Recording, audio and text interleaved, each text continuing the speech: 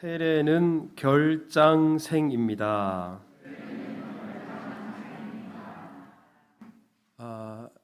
이게 무슨 말인지는 제가 설명을 해드리겠습니다. 이제 오늘 2023년 온가족 예배를 드리는데요. 이 온가족 예배 시간에 학습 세례식을 갖게 되었습니다. 이 두 가지를 연결하는 게 참 의미가 있는 것 같아요. 왜냐 그러면 제가 성경에서 세례가 나오는 곳을 좀 찾아봤더니 주로 세례가 어떻게 행해졌나 좀 흥미로운 점이 한 가지가 있어요. 그것은 뭐냐 그러면 세례를 주로 가족 단위로 온 가족이 함께 받았다라는 점입니다. 오늘 온 가족 예배를 드리면서 세례식을 하니까 더 그런 의미에서 뜻깊은 것 같아요. 사도행전 16장 15절에 보면 보세요. 그와 그 집이 다 세례를 받았다. 우리 빌립보의 자주장사 루디아가 예수님을 믿고 세례를 받게 됐는데 루디아만 세례를 받은 게 아니라 가족 전부가 함께 세례를 받았다. 이 귀한 일이잖아요. 사도행전 16장 33절에 보면 간수가 나오는데요. 원래 바울이 복음 전하다가 억울한 누명을 쓰고 감옥에 갇혔습니다. 그랬는데 그날 밤에 하나님께서 지진이 일어나게 하시고 바울과 손과 발을 채우고 있던 착고가 다 풀려지게 하셨죠. 이때 간수가 요즘으로 말하면 교도관들이에요. 감옥을 지키던 사람이 이런 일들을 보면서 예수님을 영접합니다. 자, 그랬는데요. 끝부분을 보세요. 그 온 가족이 다 세례를 받았다. 간수만 세례받은 게 아니라 가족 전부가 함께 예수님을 믿고 세례를 받았다. 귀한 일이죠. 사도행전 18장 8절에도 보면 이번에는 회당장이었던 그리스보라는 사람이 있었어요. 자, 이 사람도 예수님을 믿었는데 혼자만 믿은 게 아니라 온 집안, 즉 가족 모두가 예수님 믿었고 끝부분을 보세요. 전부가 함께 세례를 받았어요. 참 귀한 것 같아요. 우리 수정교회 오늘 온가족 예배를 드립니다만 온가족 예배를 왜 드려요? 가족 모두가 한 분 하나님을 한 믿음으로 섬기며 살겠습니다. 그런 가정 되기를 원합니다라는 마음으로 온가족 예배를 드리잖아요. 혹시 여러분 가족 구성원들 중에 세례를 받지 않은 우리 가족이 있다면 우리 오늘 온가족 예배와 세례식을 함께 하는데 다음에는 가족 모두가 세례를 받고 함께 하나님을 섬기고 예배하고 우리 그리스도인으로 살아갈 수 있기를 주님의 이름으로 축복합니다. 자, 이렇게 오늘 온가족 예배 시간에 세례식을 베풀게 되었는데 특별히 우리 자녀들이 함께 예배드리게 됐잖아요. 우리 교회학교 자녀들 중에 우리 또 성도님들 중에 세례가 뭔지, 세례를 왜 받아야 하는지를 잘 모르시는 분들이 많을 것 같아요. 그래서 오늘 설교 시간은 역대 주일날 설교 중에 제일 짧을 겁니다. 기대하시고 자, 이 짧은 설교를 통해 세례가 뭔지를 여러분에게 좀 설명을 드리려고 하는데, 자, 세례가 뭔가? 요즘은 무엇이건 줄임말이 대세잖아요. 말을 줄여서 하잖아요. 오늘 설교 제목이기도 합니다만, 자, 다시 한번 따라서 해보세요. 세례는 결장생입니다. 이게 무슨 말일까? 결혼이에요. 장례예요. 뭐예요? 생일이에요. 그래서 한 세례 안에 결혼과 장례와 생일이 다 들어있다. 이 말입니다. 그럼 누구랑 결혼하고 또 어떤 장례며 무슨 생일이냐? 이것은 먼저 결혼은 예수님과의 결혼이에요. 장례, 우리가 영적으로 죽는 거예요. 그리고 또한 생일, 그야말로 새로 태어나는 겁니다. 자, 이 세례 안에 이 세 가지 의미가 영적인 결혼, 영적인 장례, 영적인 생일이 다 포함되어 있다는 말입니다. 자, 이것을 한 가지씩 좀 나누겠는데, 자, 저를 한번 따라서 해보세요. 세례는 결혼식입니다.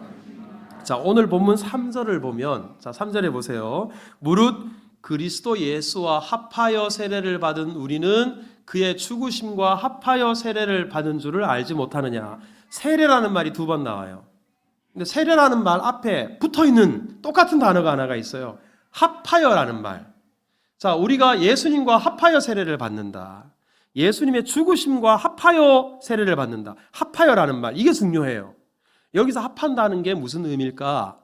성경 다른 곳에서 합하여라는 이 단어가 어떤 경우에 쓰였는지를 한번 찾아봤더니, 자, 창세기 2장 24절을 한번 보세요. 이러므로 남자가 부모를 떠나 그의 아내와 뭐하여?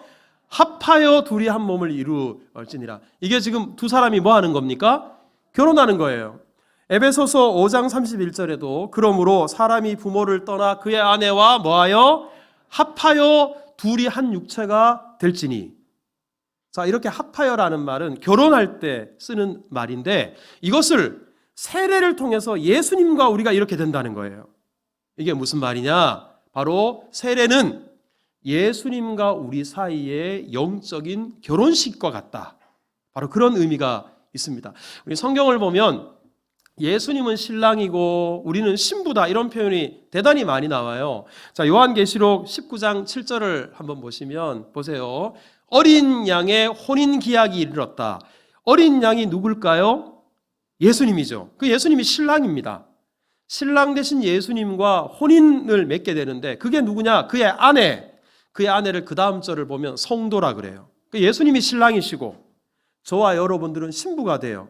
아니, 목사님, 나 남자인데 어떻게 신부가 돼요? 이게 영적인 결혼식이기 때문에 그렇습니다. 믿음의 세계 안에서 세례는 예수님과 결혼을 맺는 것과 같아서 누구든지 예수님을 믿고 세례를 받는 사람은 예수님과 하나가 되는 거예요. 예수님과 연합하게 되는 거예요. 우리 안에 예수님을 모시고 사는 게 되는 겁니다. 그러니까 이 얼마나 귀한 일이에요. 자, 이렇게 예수님을 신랑으로 모시고 예수님의 신부로 살아가는 저와 여러분들은 누구만 사랑해야 되는가? 예수님만 사랑해야 돼요.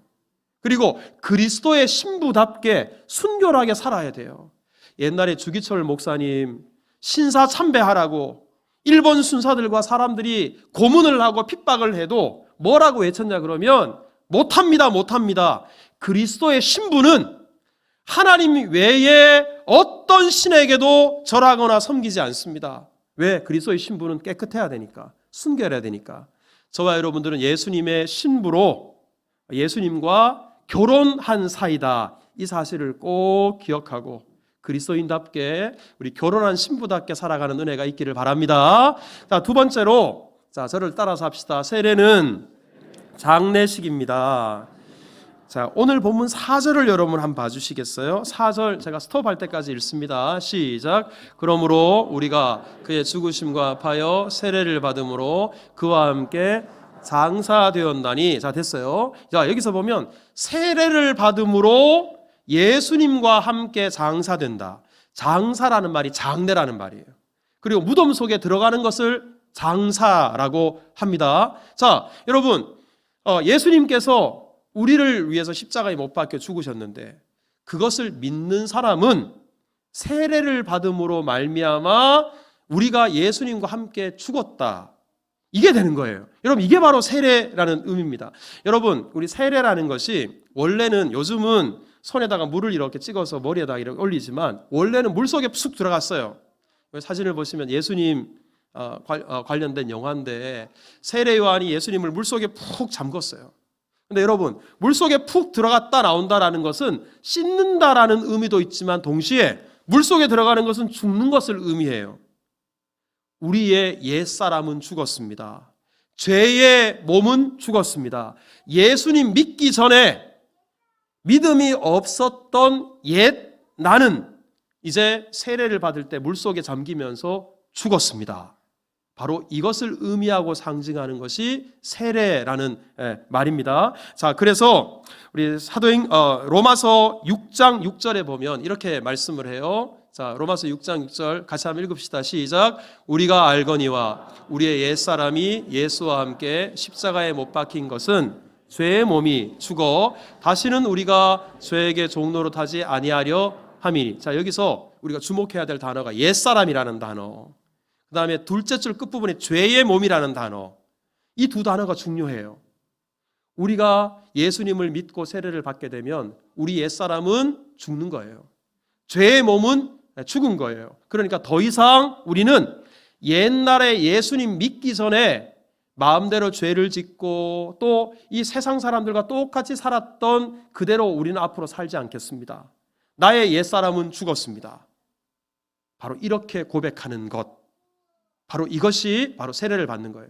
예전에 우리 평양에서 예수님을 믿었던 한 성도가 있었는데 원래 깡패였어요. 깡패였는데요. 얼마나 유명한 깡패였는지 그 주먹 앞에 모두가 다 무릎을 꿇었어요. 근데 이분이 예수님을 믿었어요.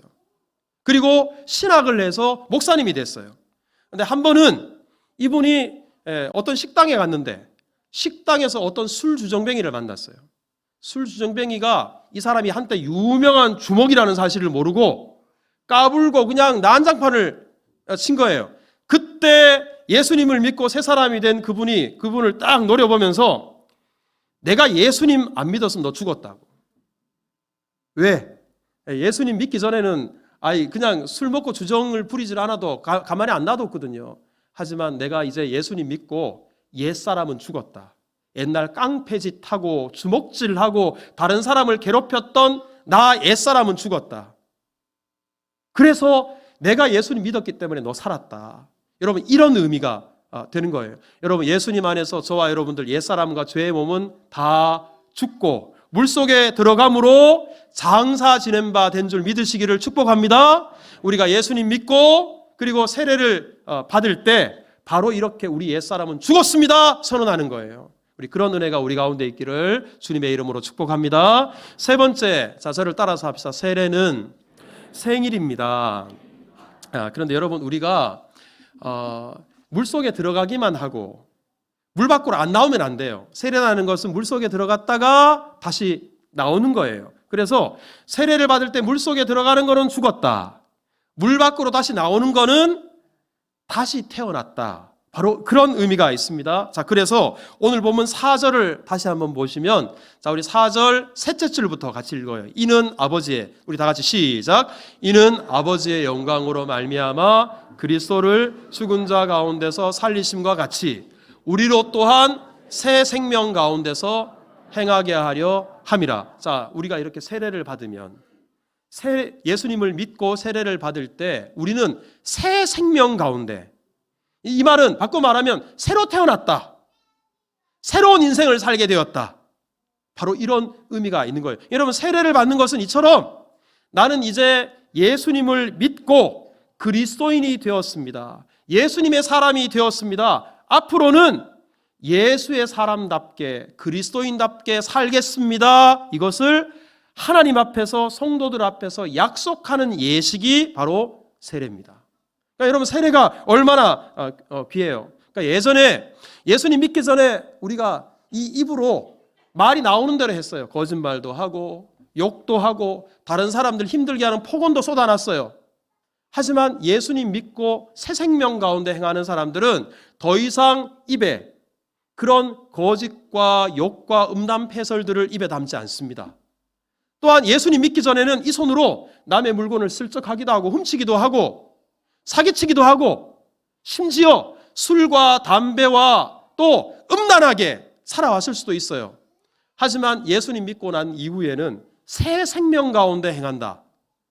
이제 예수님을 모시고 사는 사람답게 깨끗하게 거룩하게 순결하게 살아가야 되는 거예요. 그러니 여러분 세례가 생일이다라는 말은 예수님 믿고 새로운 인생을 살게 되었다. 바로 이 말입니다. 고린도후서 5장 17절에 이렇게 말씀해요. 누구든지 그리스도 안에 있으면 새로운 뭐라? 피조물이다. 새로 태어난 거듭난 새 사람이 되었다라는 겁니다. 오늘 우리 학습 세례 입교를 받는 여러분들이 바로 이렇게 새 사람이 되는 거예요. 그리고 오늘 세례를 받는 분은 오늘이 생일입니다. 영적인 생일입니다. 그러니까 이 날이 얼마나 귀한 날이에요. 그러니까 나는 이제 그리스도인이 되었으니까 어디서든지 내 삶을 통해서 사람들이 예수님을 만나고 예수님의 향기를 맡으며 그리고 예수님이 어떤 분인지를 깨달을 수 있는 그런 그리스도인으로 살아가야 되는 거예요. 여러분 그리스도인이라는 말의 뜻이 지난번에 제가 뭐라 그랬어요?